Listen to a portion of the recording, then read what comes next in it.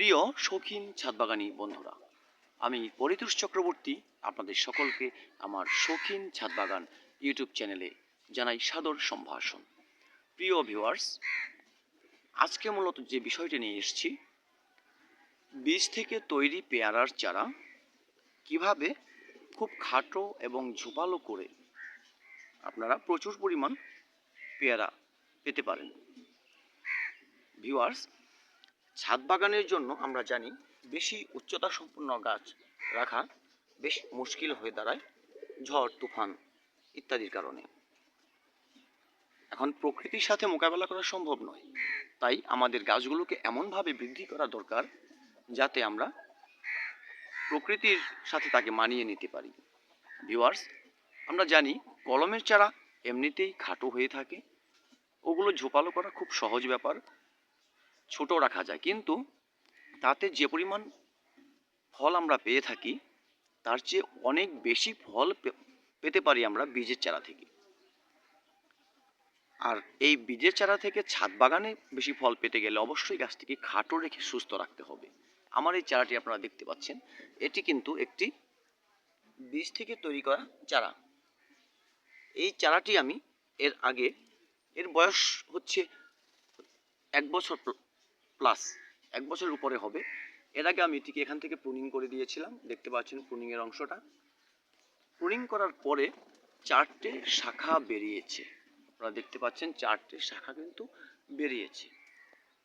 পাশাপাশি এর শিকড়ের কাছ থেকে আরেকটি শাখা বেরিয়ে এসছে। আমাদের কিন্তু এই শাখাটিকে ছেঁটে ফেলতে হবে, তা না হলে সম্পূর্ণ খাবারটা ও কিন্তু খেতে পারবে না। এই শাখা কিছুটা খাবার খেয়ে নেবে এবং এই যে শাখাটিকে আমরা বড় করতে চাচ্ছি সেটি কিন্তু সুস্থ সবলভাবে বৃদ্ধি পাবে না। ভিউয়ার্স, সেজন্য আমরা এটিকে কিন্তু ছেটে দেব। আর এই যে প্রুনিং করে দিয়েছি, এই প্রুনিং করার পর যে 4টে শাখা আমরা পেয়েছি, এই 4টে শাখা একটু পরিপক্ক হবার পরে ঠিক 3টে করে পাতা রেখে আমরা বাকিটুকু আবার ছেটে দেব। তাহলে 4টে থেকে আমরা 8টে পেয়ে যাব। সেটাকে আবার আমরা ঠিক পরিপক্ক হলে আবার 3টে পাতা রেখে আবারও প্রুনিং করে দেব, তো 8টে থেকে 16টে হয়ে যাবে। এভাবে প্রতিবার ছাঁটাই করতে করতে আমাদের গাছটি যখন 4 থেকে 4.5 ফুট লম্বাটি হয়ে যাবে, তখন কিন্তু বেশ ভালো একটি ঝোপালো ভাব ধারণ করবে এবং ততদিনে গাছের বয়সটাও ফুল ফল চলে আসার মতো উপযুক্ত হয়ে যাবে। ম্যাচিউরড একটি গাছ আমাদের প্রচুর পরিমাণ ফুল দেবে। ভিউয়ার্স, এভাবে আপনারা গাছকে তৈরি করুন। ছাদ বাগানেও আপনারা প্রচুর পরিমাণে পেয়ারা বীজের চারা থেকে নিতে পারেন।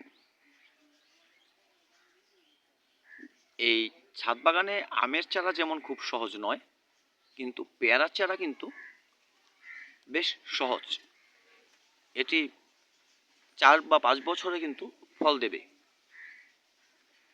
কাজেই আপনারা এভাবে চারা তৈরি করুন, অবশ্যই প্রচুর ফলে ভরে উঠবে আপনার ছাদ বাগান। ভিউয়ার্স, ভিডিওটি ভালো লাগলে একটি লাইক করে আমাকে উৎসাহিত করবেন, আর আপনজনদের সাথে ভিডিওটি শেয়ার করবেন, তারাও যাতে তাদের ছাদ বাগানে পেয়ারার চারা ঝোপালো করে এইভাবে তৈরি করতে পারে। আর অবশ্যই আমার চ্যানেলটি সাবস্ক্রাইব করে আমার ভালোবাসার মানুষের পাশেই থাকবেন। আগামী কোনো ভিডিওতে আবার নতুন কোনো বিষয় নিয়ে হাজির হব। ততদিন ভালো থাকবেন সবাই। ভিডিওটি দেখার জন্য সকলকে অনেক ধন্যবাদ।